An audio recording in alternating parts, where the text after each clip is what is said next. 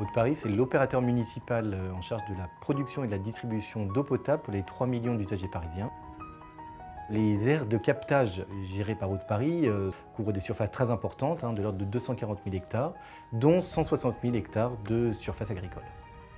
En 2016, l'Agence de l'eau a lancé cet appel à projet en faveur des systèmes de polyculture élevage herbagés, c'est-à-dire avec une valorisation des prairies.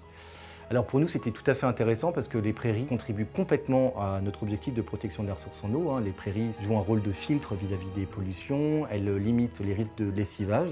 Par ailleurs, ce sont aussi des milieux très favorables à la biodiversité et des systèmes qui protègent les sols.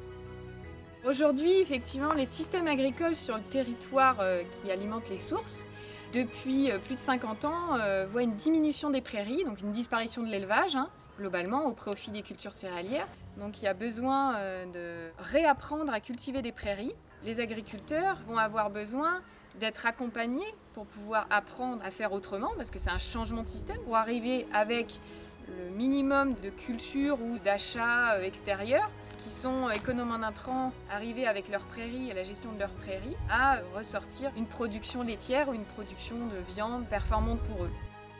Les étapes à franchir sont déjà pour nous, ça a été de réimplanter tout en herbe. Nous avons choisi de passer en agriculture biologique parce que notre ferme s'y prêtait très bien. Le parcellaire est très groupé, donc ça nous orientait vers le système pâturant.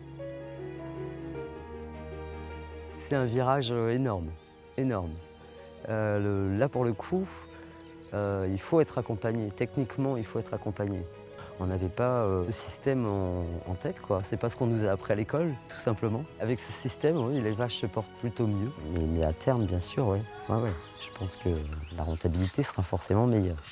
En préservant la ressource en eau, on contribue à léguer pour l'avenir aux générations futures une ressource bien évidemment précieuse et préservée.